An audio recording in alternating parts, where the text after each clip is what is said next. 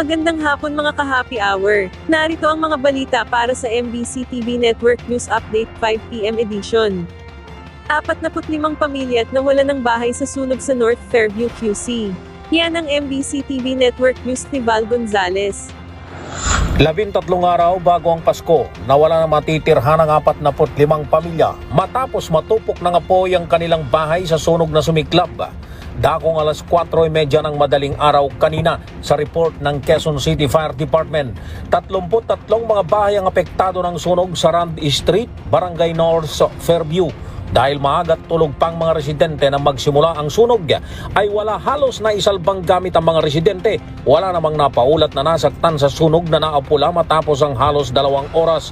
Sa ngayon ay inaalam pa kung ano ang dahilan ng sunog na umabot sa ika-4 na alarma. Para sa MBC TV Network News, ako si Val Gonzales, DJ Ray, una sa Pilipinas, una sa Pilipino.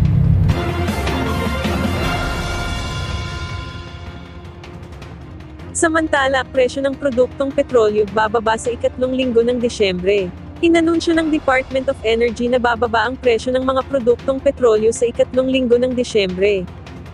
Ayon kay DOE Oil Industry Management Bureau Assistant Director Rodela Romero, ang mga sumusunod na pagbabago sa presyo ay inaasahan ng 30 centavos sa kada litro ng gasolina, 60 centavos sa kada litro ng diesel, at 65 centavos sa kada litro ng kerosene.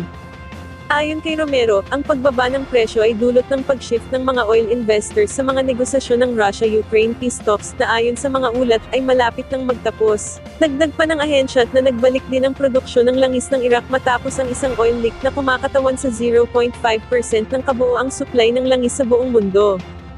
Bago tayo magtapos, narito na ang Christmas countdown ngayong araw ng Sabado. 12 days na lang, Pasko na. At yan ang mga balita para sa MBC TV Network News Update 5 PM edition. Samahan ninyo kami bukas mula alas 9 ng umaga hanggang alas 5 ng hapon.